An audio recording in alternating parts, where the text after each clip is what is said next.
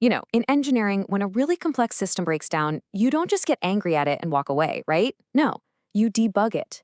So in this explainer, we're going to take that same exact idea, that systems thinking approach, and apply it to maybe the most complex system of all, human relationships.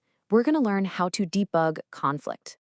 Okay, so to get our heads around this, let's start with a case study.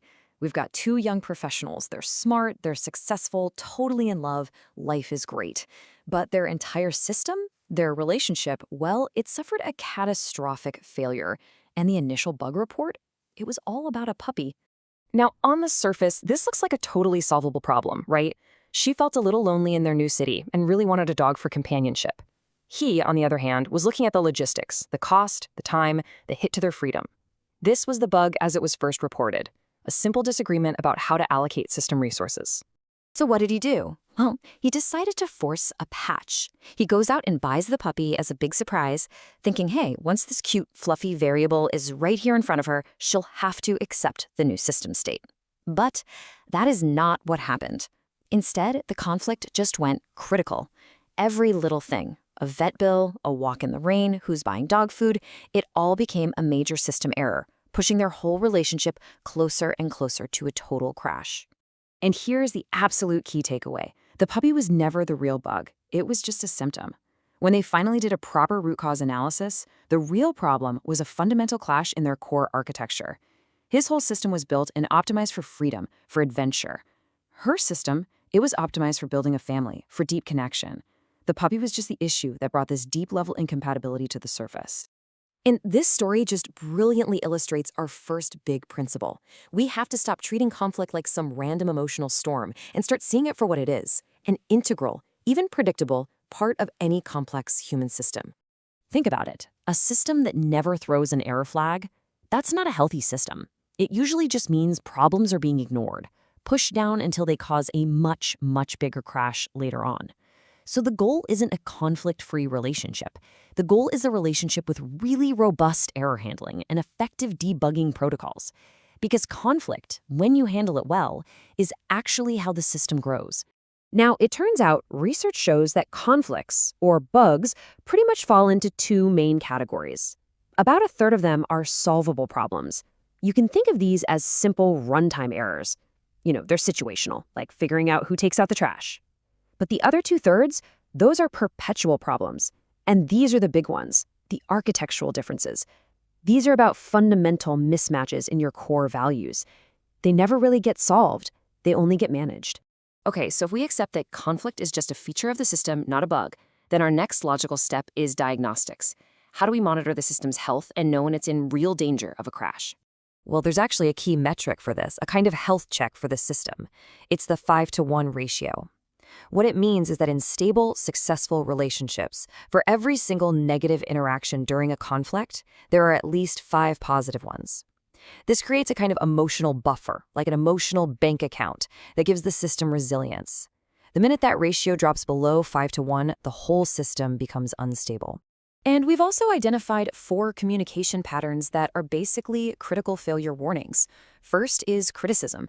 This isn't about the specific issue. It's an attack on your partner's whole character.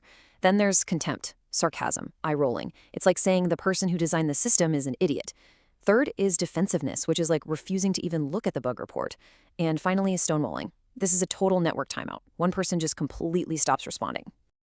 And get this. The data on this is just staggering. How you start a conversation is everything. In fact, studies show the outcome of a conflict discussion can be predicted with, wait for it, 96% accuracy, based on just the first 3 minutes. A harsh startup almost always leads to a failed conversation. Okay, so we know how to spot the danger signs. Now for the fun part, the debugging toolkit. What can we actually do when the system starts throwing errors? The first and maybe most important tool tackles that startup problem we just talked about. It's called the soft startup. Instead of launching in with a criticism like, you never do the dishes, you start by just reporting your own status. Something like, hey, I'm feeling really overwhelmed by the mess in the kitchen, and I could use some help. See, you're not accusing, you're just describing your feeling about a specific situation. The next tool is called the repair attempt.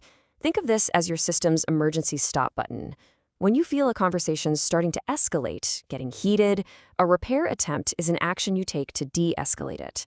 It could be a simple joke to break the tension, a touch on the arm, or even just saying, you know what, let's take a 5-minute break. It's a deliberate move to stop that negative feedback loop. And now for what might be the most powerful tool in the whole kit.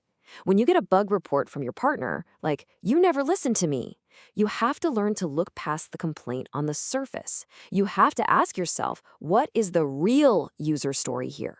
What's the deeper need, the core dream that's not being met? The bug report is just a symptom. The user story tells you what's really going on. So, we've got our real-time tools for in-the-moment fixes. But what about those big, recurring architectural problems we talked about? For those, we need something a little more structured. We need a protocol for compromise. One really effective protocol is called the bagel method. It's super simple. Each of you basically draws a bagel. In the middle, in that non-negotiable hole, you write down your core needs on the issue, the things you absolutely cannot budge on. Then, in the fluffy part of the bagel around it, you list all the areas where you can be flexible. That outer ring is where you're going to find your compromise. Now, all of these tools, this entire framework, it all rests on one master principle.